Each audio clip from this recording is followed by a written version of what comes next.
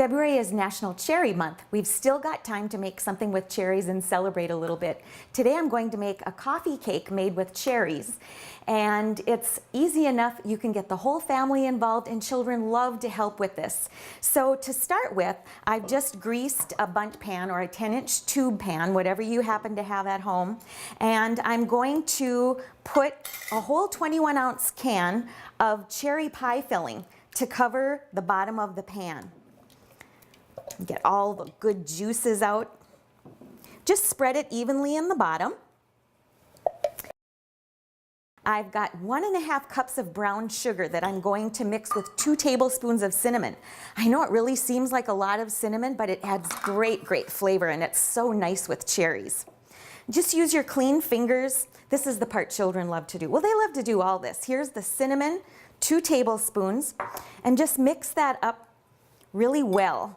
I've unwrapped 4 tubes of buttermilk biscuits. I know, it seems like a lot, and it really is actually, but they really puff up nicely and form a beautiful coffee cake. So I'm going to first dip the biscuits into the melted butter and then into the brown sugar and cinnamon mixture.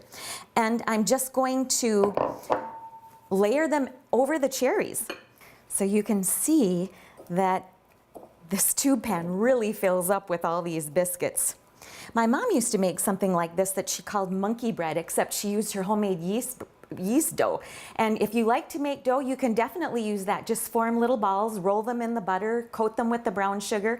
My mom would roll them in some crushed walnuts too, but I find that nuts aren't always real kid-friendly, so I'm not using them this time. Now my oven is preheated to 375 degrees, and this will go in for about 30 to 35 minutes. And I recommend that you put an old baking sheet under the pan on the lower rack, because some of that cherry juice really bubbles up and it might drip out and you'll have a real smoky mess in your kitchen. So this is ready to go into the oven. When the cherry coffee cake comes out of the oven, I let it stay in the pan for about 10 minutes, just so it can firm up a little bit. It'll be real soft when you take it out, although the top will be real crunchy. And then flip it over. I do it over the sink, and you'll have a beautiful coffee cake that looks like this. It's a great morning treat. It can also be used for dessert with some little whipped cream or a little bit of ice cream, but it's best eaten the day it's made. So invite the neighborhood over and have a great cherry celebration.